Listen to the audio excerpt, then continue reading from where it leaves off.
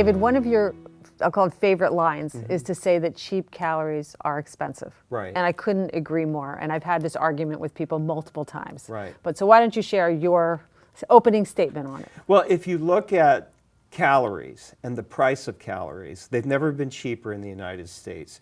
You can go into a fast food restaurant and get 2 days worth of calories for, say, $3.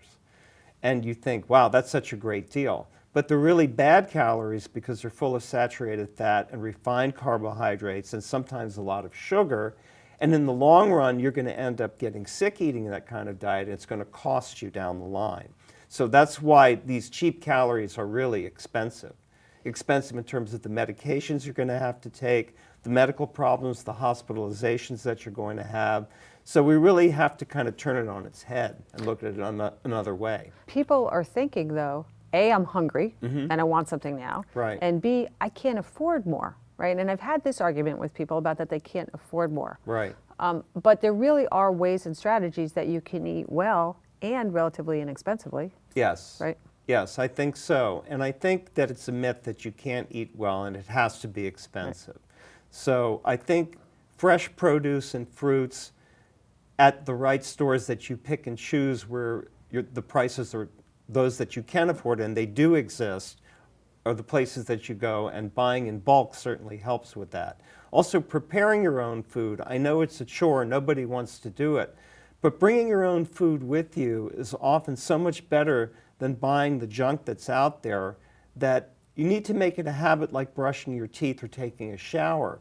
It does take time to prepare good, wholesome, healthy food, but it's worth the investment. Well, and again, back to it's much cheaper in the short term. Now, the hard part always is, and in preventive medicine, it's always the hard thing to say that if you make a right choice here, you're going to prevent getting cancer down the road or prevent your chances of heart disease down the road, which is really what this discussion is all about. If you live on pasta and pizza and candy, long term, they're not going to feel it. Right. So do you have any, have you seen any programs that are working that help people understand that? Well, certain health plans have dietary programs built into them that are trying to educate people about this exact topic.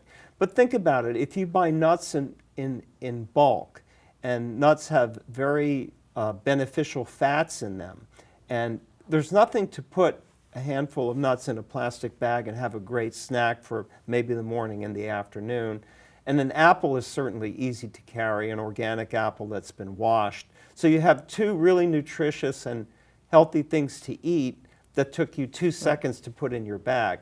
Now, if you wanted to make a sandwich made of lean meats or low-fat cheeses with complex carbohydrate bread, that doesn't take too long either, and you've got a great meal.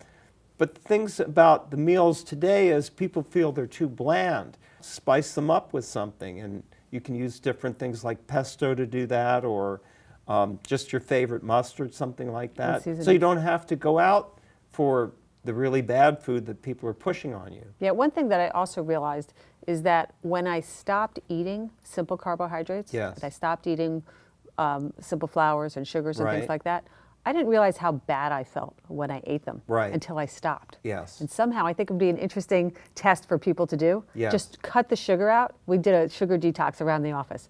Cut the sugar out for a few days and realize how much better they feel.